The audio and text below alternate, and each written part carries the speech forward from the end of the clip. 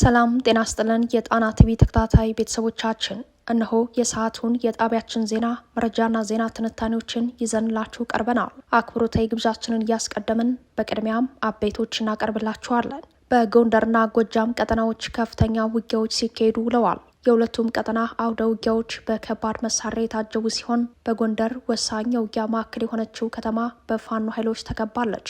በጎጃም ከግማሽ ቀን በላይ በዘለቀው አውደ ውጊያ 2 የአገዛዙ አዋጊዎች መደምሰሳቸው በግንባር መረጃው ተረጋግጠዋል። ቀዳሚው መረጃችን ነው።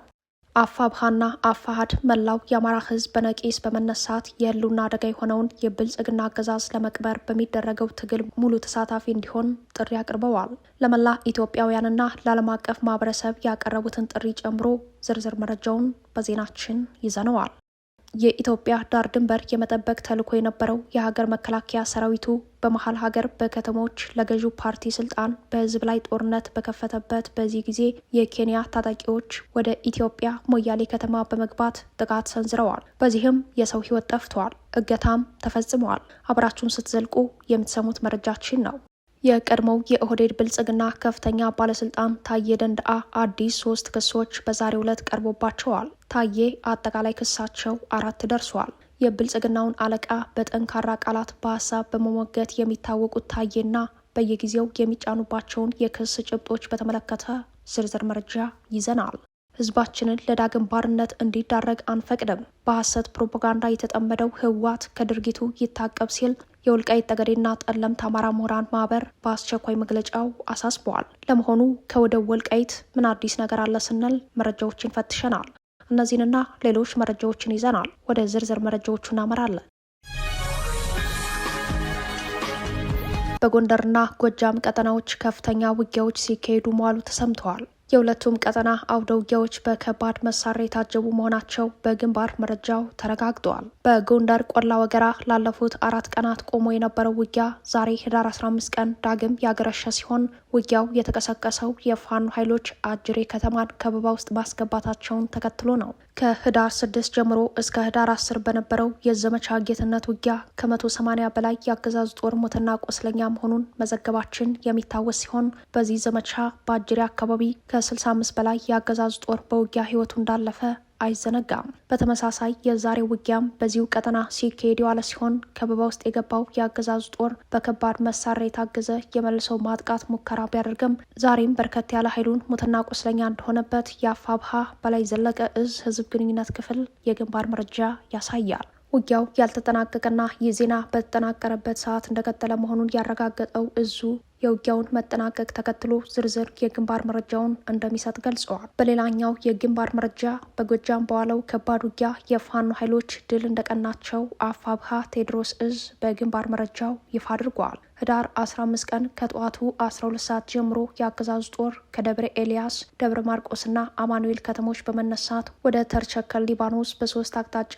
ለከበባ መግባቱን ተከትሎ የተቀሰቀሰው ውጊያ ሙሉ ቀን መዋሉን የገለጸው እዙ በአገዛዙ በኩል 8 ዲሽቃ በያዘ ኃይል በመድፍ የታገዘ ጥቃት ለመሰንዘር ቢንቀሳቀስም በፋኖ ኃይሎች የደፈጣና መልሶ ማጥቃት መደበኛ ውጊያ በርካታ የአገዛዙ ጦር ሞትና ቁስለኛ ማድረግ መቻሉን አስታውቋል። የፋኖ ኃይሎች የመልሶ ማጥቃት ሲከብደው የማዕከላዊ እዝ 602ኛ ኮር 32ኛ ክፍለ ጦርን በተወርዋሪነት እየተጠቀመው አገዛዙ ተጨማሪ ድጋፍ ሰጪ ይዞ ቢንቀሳቀስም በሶስቱም አቅጣጫ በተከፈተበት መልሶ ማጥቃት ውጊያ ትስስሩ ተቋርጦ ከሰብአዊ ጉዳት ጋር ወደኋላ አፈግፍጓል ሲል አፋብሃ ቴዎድሮስ እዝ ገልጿል። በእዙ የግንባር መረጃ ላይ እንደተመላከተው ከጠዋቱ 12 ሰዓት የጀመረው ውጊያ እስከ አመሻሽ 10 ሰዓት ድረስ መዝለቁን፣ በውጊያው 2 የጦር አመራሮች እንደተደመሰሱ ሆኖም ማዕረግና ስማቸውን መለየት እንዳልተቻለ አስታውቋል። ሁለቱ የአውደ ውጊያው መሪ እንደሆኑ የታመነባቸው የጦር አመራሮች የተደመሰሱት ደንባ በተሰኘች ቦታ እንደሆነ ከሁለቱ አመራሮች መመታታት በኋላ የአገዛዙ ጦር በፍጥነት ወደኋላ እንዳፈገፈገ በግንባር መረጃው ላይ ተመላክተዋል። አድማጭ ተመልካቾቻችን የብልጽግናው አገዛዝ በተለያዩ የአማራ አካባቢዎች እየፈጸማቸው ያሉ የጦር ወንጀሎችን በተመለከተ ዝርዝር መረጃዎችን የግንባር ዘጋቢያችን እንደሚከተለው ያቀርብልናል። ሰላም ጤና ይስጥልን፣ እንደምን ዋላችሁ። ወደ ሰዓቱ የግንባር ዘገባችን እናመራለን። በአማራ ላይ የዘር ማጥፋት ያወጀው አገዛዙ በተለያዩ ቦታዎች ላይ ዘግናይ ግድያዎችን በመፈጸም ላይ ነው። በተደጋጋሚ በፋኖ ሽንፈት እያስተናገደ የሚገኘው አገዛዙ በተለያዩ ቦታዎች ላይ በንጹሐን አማራ ላይ እገታ፣ ዘረፋ እንደዚሁም ጾታዊ ጥቃት እየፈጸመ ይገኛል። ትናንት የአፋር ሸዋ ጠቅላይ ግዛት እዝ አጼ አምዴ ጽዮን ኮር አጼ ዳዊት ክፍለ ጦር በሚዳና ሬማ ዙሪያ ያገዛዙን ጥምር ጦር ከፍተኛ ምት ሲያሳርፉበት በንጹሃን ላይ የበቀል ጥሙን ደግሞ ያገዛዙ ሰራዊት አርክቷል። በትናንትናው ዕለት በሬማ ዙሪያ በተደረገ አውደ ውጊያ አገዛዙ ከ8 በላይ ሙትና በርካታ ቁስለኛውን ይዞ ሲመለስ መንገድ ላይም የአካባቢው አርበኞች በደፈጣ ጉዳት ሲያደርሱበት በአካባቢው የሰብል ውቂያ ላይ የነበሩ አርሶ አደሮች ላይ ግፍ ፈጽሟል። የአንድ አካባቢ ነዋሪ የነበሩና በሰዓቱ የአውደ ውጊያው ሲካሄድ በአውድማ ላይ ከባድ መሳሪያ ጥቃት ለመዳን ከኮረብታ ስር ተጠልለው የነበሩ 7 አርሶ አደሮችን የገበሬ ማቴሪያል የሆኑ መንሽና መጥረጊያ እንደያዙ እኛ አርሶ አደሮች ነን ጥግ የያዝነውም የከባድ መሳሪያ ሽሽት ነው እያሉ እጅ ቢሰጡም በሁሉም ላይ የጥይት ሩምታ በመክፈት በተለይም እንዳለ የተባለውን ወጣት ከ10 በላይ ጥይት በመተኮስ ደብድበው አካሉ እንዳይታወቅ አድርገው ሲገሉት በሌሎቹም ላይ ከባድ ጉዳት ሲያደርሱ አንዱ ደግሞ ሆስፒታል አጠቃላይ 2ቱ ወዲያውኑ ሲመቱ 5ቱ ደግሞ ከባድ ቁስለኛ በመሆን ወደ ሆስፒታል የገቡ መሆኑን ከቦታው ማረጋገጥ ችለናል። በተመሳሳይ በጎጃም ከሰሞኑ ከባድ ዘመቻ ከፍተኛ በትር ያረፈበት የአገዛዙ ጦር ተመሳሳይ አሰቃቂ ግድያ በንጹሃን ላይ ፈጽሟል። በጎጃም ሰከላ 30 በላይ የክላሽንኮቭ መሳሪያ የተማረከው ብልጽግና ጦር በአካባቢው የሚገኙ አርሶ አደሮችን አግቶ ትምህርት ቤት በመውሰድ በአካላቸው ላይ አሰቃቂ ግፍ በመፈጸም 7 ንጹሃንን መረሸኑም ታውቋል። በወሎ እንደዚሁም በጎንደር በተለያዩ ቦታዎች ላይ ለመቁጠር የሚያዳግቱ የግድያ ጾታዊ ጥቃትና ከፍተኛ የሆነ የንብረት ማውደድ ጥቃቶችን ፈጽሟል።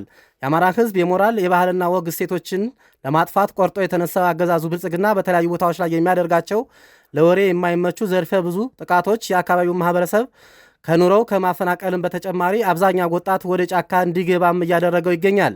የአገዛዙ የሞግዚት ወንበር አስጠባቂ የአማራ አመራሮችን በየጊዜው የሚፈጥሩት በብልጽግና ሰራሽ የማወናበጃ አጀንዳዎች ህዝብን እርስ በርስ የማደናገርና የማለያየት እቅድ ተጠናክሮም የቀጠለ ሲሆን በራሱ በብልጽግና የሚዲያ ሰራዊት የሚነዙ የሃይማኖት የጎሳና የሰፈራ አጀንዳዎች ከመቼውም ጊዜ በላይ የአገዛዙን ለመታገል ቆርጦ እንዲነሳ እያደረገው ይገኛል። በዛሬው ዕለትም በተለያዩ ቦታዎች ላይ የድሮን አሰሳ እያደረገ ሲሆን በሸዋ በሬማ መራቤቴና አጣዬ ዙሪያ፣ በወሎ ላስታ፣ አምባሰል፣ ወረኢሉ ዙሪያ እንዲሁም በጎጃምና ጎንደር ቀጠናዎች የድሮን ጥቃት ለማድረስ አሰሳ እያደረገ ሲሆን ከሰሞኑ በተለያዩ ቦታዎች ላይ ባደረሰው የድሮን ጥቃት ተቋማትና የግለሰብ ቤቶች ላይ ጉዳት መድረሱን መዘገባችን ይታወቃል። የብልጽግና አገዛዝ አስገድዶ መድፈርን እንደ ጦር ስልት እየተጠቀመ ነው ሲል አፋብሃ በአስቸኳይ መግለጫው አስታውቋል። የአማራ ፋኖ ብሔራዊ ኃይል በዛሬው ዕለት በወጣው አስቸኳይ መግለጫ ላይ እንደተመለከተው የብልጽግና አገዛዝ ዓለም አቀፍ የጦር ሕግጋትን በመጣስ በተለይም ተፋላሚ ኃይሎች ሲቪሊያንን ከጥቃት የመጠበቅ ግዴታቸውን እንዲወጡ የሚያስገድደውን መሰረታዊ ሕግ በመቃረን ሁሉንም የጥፋት ስልቶች በመተግበር ላይ ይገኛል ብለዋል። አገዛዙ በአማራ ሕዝብ ላይ ሁለንተናዊ የጦር ስልትን በመተግበር ላይ ይገኛል ያለው አፋብሃ ይህ ሁሉን አቀፍ የጥፋት ስልት ንጹሐንን በመግደል በማህበራዊ እንቅስቃሴ ላይ ያለውን ያልታጠቀ ህዝብ በጅምላ ጨራሽ መሳሪያዎች በመጨፍጨፍ የሰላማዊ ነዋሪዎችን ንብረትና ገንዘብ መዝረፍ፣ እናቶችና ህጻናትን በጅምላና በተናጠል አስገድዶ መድፈር፣ የሚደፈሩት ሴቶችን ገላ መቆራረጥ፣ ባለትዳር ሴቶችን በመድፈር ማህበራዊና ስነልቦናዊ ቀውስን መፍጠርና ሌሎች የሽብር ተግባራትን እንደሚያካትት ገልጸዋል። አገዛዙ እነዚህንና መሰል ድርጊቶችን መፈጸም ህዝብን የማጥቂያ ስልት አድርጓል ያለው አፋብሃ አደረኩት ባለው የዳሰሳ ጥናት መሰረት ያለማቋረጥ በቀጠለው ጦርነት በአማራ ክልል የሰፈረው የብልጽግና ሰራዊት ከ100 ሺህ የሚልቁ እናቶችንና ታዳጊዎችን በጅምላና በተናጠል መድፈሩን አረጋግጠናል ብለዋል።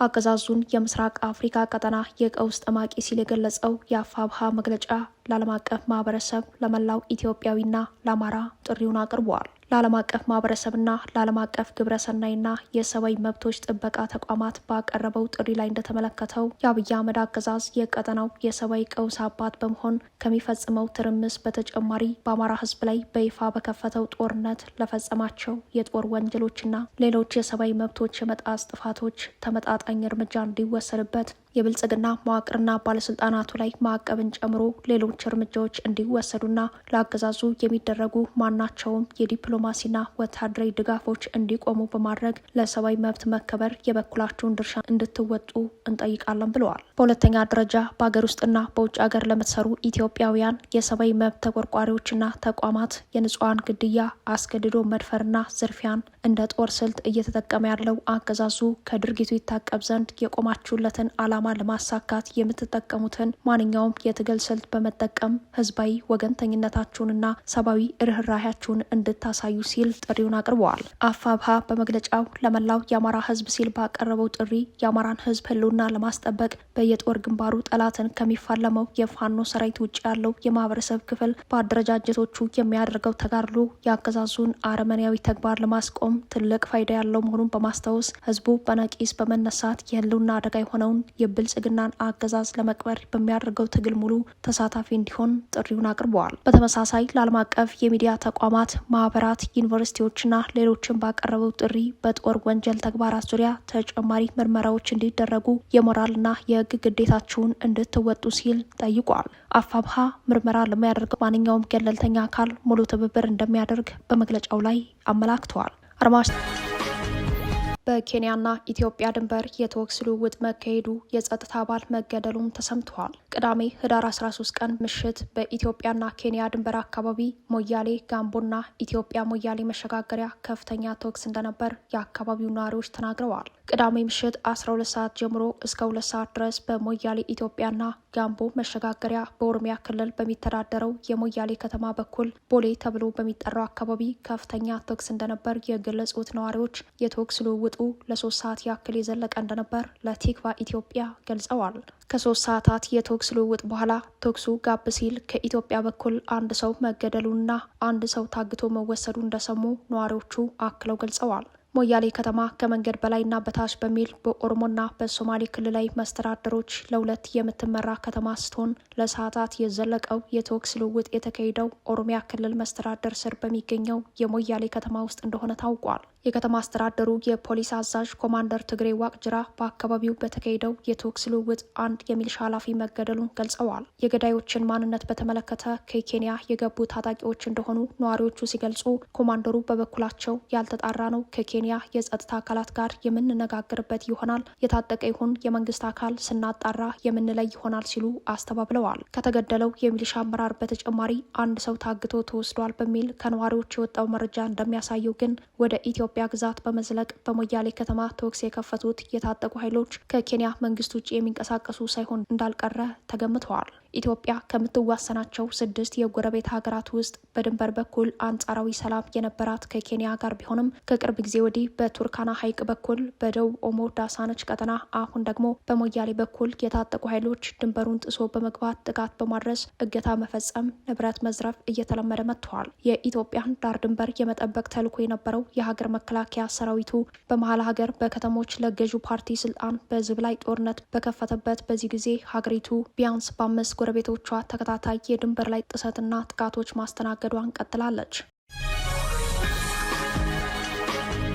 የቀድሞው የኦህዴድ ብልጽግና ከፍተኛ ባለስልጣን ታዬ ደንደአ አዲስ 3 ክሶች ቀረቡባቸው። አጠቃላይ ክሳቸው 4 ደርሰዋል። የቀድሞው የሰላም ሚኒስትር ዴኤታ አቶ ታዬ ደንደአ ላይ አቃቢ ህግ አዲስ 3 አይነት ክሶች እንዳቀረበባቸው ጠበቃቸው አበራ ንጉስ ተናግረዋል። ታዬ ባለፈው ህዳር 3 ቀን በዋለው ችሎት በአንደኛው ክሳቸው ጥፋተኛ ተብለው በ2 ክሶች ደግሞ ነጻ መባላቸው ይታወሳል። በዛሬው ዕለት የቅጣት አስተያየት ለማቅረብ በፌዴራል ከፍተኛ ፍርድ ቤት ልደታ ምድብ ችሎት የጸረ ሽብር ችሎት ቀርበው ቀድሞ በተሰጣቸው ተለዋጭ ትዕዛዝ መሰረት ጥፋተኛ በተባሉት የጸና ፍቃድ ሳይኖር የጦር መሳሪያ ይዞ መገኘት ወንጀል ቅጣት ላይ አስተያየታቸውን ያቀረቡ ቢሆንም ተጨማሪ 3 ክሶች በጽሁፍ እንዲደርሳቸው መደረጉን ጠበቃቸው አስረድተዋል። በታዬ ደንደአ ላይ በዛሬው ዕለት የቀረበው አዲስ የወንጀል ክስ በይዘት ደረጃ ግለሰቡ ሆርን ኮንቨርሴሽን ከተሰኘው የዩቲዩብ ቻናል ጋር ያደረጉትና ተከታታይ ምዕራፍ ከቀረበው ፕሮግራም ላይ የተያያዘ እንደሆነ ተመላክተዋል። በክሱ ላይም 3 ተደራራቢ ወንጀሎች እንደቀረበባቸው ተሰምተዋል።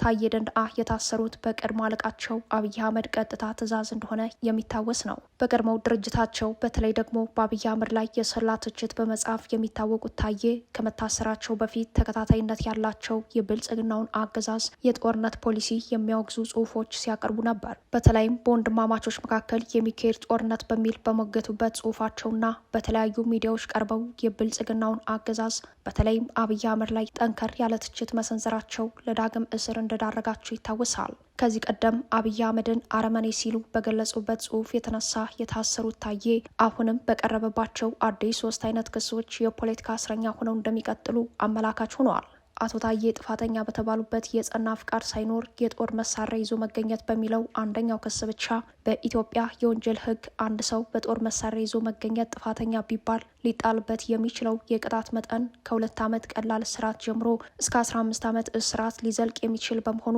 ኦህዴድ ብልጽግና ሊበቀላቸው እንደሚችል ተገማች ሆነዋል። በሌላ መረጃ ብልጽግና በራሱ መዋቅርና በኦሮሞ ተቃዋሚ ኃይሎች ላይ ሰርጎ ገብ ቡድን አደራጅቶ ሊያሰማራ መሆኑ ተሰምተዋል። የቀድሞው የኦህዴድ ካድሬዎችና ደህንነቶች በብልጽግና ጽህፈት ቤት በተልዕኮ ተሰማርተው ኃይል ሊበትኑ መሆናቸው ነው ለጣቢያችን በደረሰው መረጃ ላይ የተመላከተው። እንደ መረጃው ምንጮች ደህንነቶች የተካተቱበት የቄሮ ህብረት በጉዳዩ ላይ ተልዕኮ ይዞ ተደራጅተዋል። ራሱ ከፈጠረው ከዋናው ጦር ሜዳ ብቻ ሳይሆን ከጦርነት አስፈጻሚ አመራሮቹና ከኦሮሞ ተቃዋሚ ኃይሎች ጭምር ስልጣኑን ለመጠበቅ የተለያዩ ሰርጎ ገብ አደረጃጀቶችን በመፍጠር የሚታወቀው አገዛዙ ከኮሬ ነገኛ ሌላ ተጨማሪ ሰርጎ ገብ ቡድን ማደራጀቱን የሚጠቁም መረጃ ወጥተዋል። ከመረጃው ላይ መረዳት እንደሚቻለው ቄሮ ህብረት የተሰኘው አዲሱ አደረጃጀት በቀዳሚነት በተቃዋሚ የኦሮሞ ኃይሎች ሰርጎ በመግባት ኃይል መበተን፣ መረጃ መሰብሰብና መዋቅሩን መቆጣጠር የሚል ተልዕኮ መያዙ በመረጃው ላይ ተመላክተዋል። ቀጥሎም የኦህዴድ ብልጽግና ጽህፈት ቤቶች ባሉባቸው ቦታዎች መዋቅሩን በማደራጀት በተለይም ለአብይ አህመድ አይታመኑም በተባሉ የብልጽግና አመራሮች ላይ ጥቆማ በመስጠት የተልዕኮ ስራውን ይወጣል ተብለዋል። በዚህ ሰርጎ ገብ መዋቅር ላይ የቀድሞው የኦህዴድ ካድሬዎችና ደህንነቶች መካተታቸውም በመረጃው ላይ ተመላክተዋል። ህዝባችን ለዳግም ባርነት እንዲዳረግ አንፈቅድም። በሐሰት ፕሮፓጋንዳ የተጠመደው ህወሓት ከድርጊቱ ይታቀብ ሲል የወልቃይት ጠገዴና ጠለምት አማራ ምሁራን ማህበር አሳሰበ።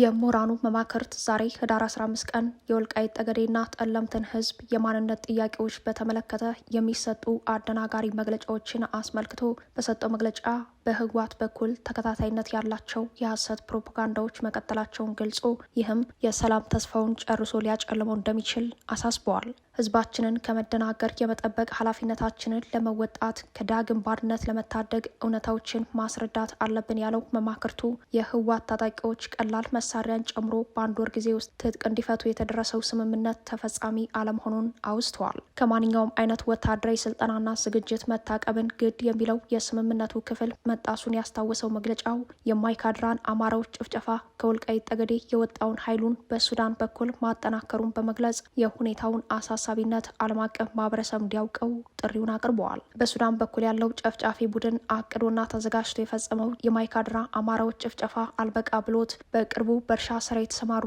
በሰላም የሚያለሙ አርሶ አደሮችን ገሎና ዘርፎ መሄዱን አውስተዋል። በተጨማሪም ከፕሪቶሪያ ሰላም ስምምነት በኋላ በሱዳን እርስ በርስ ጦርነት እየተሳተፈ የሚገኘው አርሚ ሰባ የተባለው የህወሓቱ ታጣቂ ኃይል ከአልቡርሃን ሰራዊት ጋር ካርቱምን ሲቆጣጠር ተሰደው የሚኖሩ ንጹሐን አማራዎችን መግደሉን በማስታወስ አሁንም ይህ ስጋት እንዳለ በመግለጫው ላይ አመላክተዋል። ዳግመኛ እንዲጨፈጨፉና እንዲሳደዱ ለማድረግ ዝግጅቶች እንዳሉ በተጨባጭ ሁኔታ እየተመለከትን ነው ያለው የወልቃይት ጠገዴና ጠለምት የአማራ ምሁራን መማክርት ህዝባችን ለዳግም ጭፍጨፋና ባርነት እንዲዳረግ አንፈቅድም ብለዋል። ህዝባችን ለዘመናት የደረሰበት የታቀደና በእውቀት የተመራ የዘር ጭፍጨፋ ዳግም እንዳይደርስበት ምሁራዊ ሚናችንን እንወጣለን ያለው ማህበሩ በህወሓት በኩል ለሰላም መሰረት ለመጣል ተስፋ የተደረገበትን የፕሪቶሪያ ስምምነት ከተጻፈውና ከአውዱ ውጭ እየተተረጎመ የሚቀርብበት መንገድ ሊቆም ይገባል ብለዋል። በሐሰት ፕሮፓጋንዳ ተጠምደው አላስፈላጊ ቅስቀሳ የሚያደርጉ አካላት ከድርጊታቸው እንዲቆጠቡ እናሳስባለን ሲልም አቋሙን ገልጸዋል። የወልቃይት ጠገዴ ጠለምት አማራ ምሁራን ማህበር ገለልተኛ የሆነ የሲቪክ ማህበር ሲሆን ማህበሩ በተጠቀሱት አማራ ግዛቶች የማህበረሰቡን ችግሮች ለመፍታት በመንቀሳቀስ ይታወቃል። ዋና ጽህፈት ቤቱ በጎንደርና ሰቲት ሁመራ ከተሞች ይገኛል። ክቡራትና ክቡራን ቤተሰቦቻችን ለሰዓቱ የተሰናዱት መረጃዎቻችን የተከታተሏቸዋቸውን ይመስሉ ነበር። አብራችሁን ስለቆያችሁ ልባዊ ምስጋናችን ድረሳችሁ እያልን የጣና ቲቪ ወቅታዊ ዜናዎች፣ ትንታኔዎችና ልዩ ልዩ ፕሮግራሞች እንዲደርሷችሁ ቻናላችን ሰብስክራይብ በማድረግ ቤተሰብ ይሁኑ። በተሳትፎ የትግል ሚዲያው እንዲያጠናክሩ ጥሪያችን አቀርባለን። ጣና ቲቪ ከሀቅ ጋር